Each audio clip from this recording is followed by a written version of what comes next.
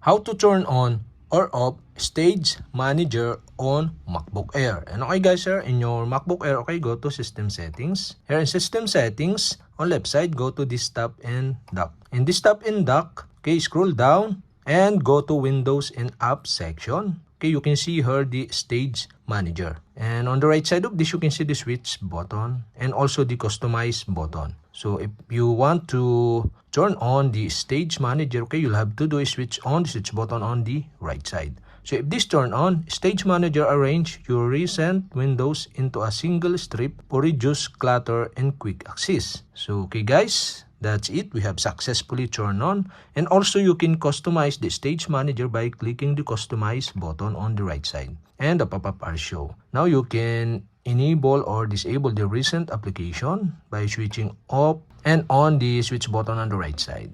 And also you can enable the desktop items by switching on the switch button on the right side. Okay, here the desktop items, and you can disable this. And okay guys, you can show window from an application is set all at once, so you can set this by clicking the arrow up and down button on the right side, and you can see the options. So you can set the show windows from an application in one at a time, or you can back into all at once. And after you customize the settings, okay, click done button on the pop-up, and that's it. Okay, we have successfully turned on the Stage Manager. And if you want to turn off again, okay, you'll have to do is switch off the switch button on the right side, and that's it. Okay, we have successfully turned on or off Stage Manager on MacBook Air.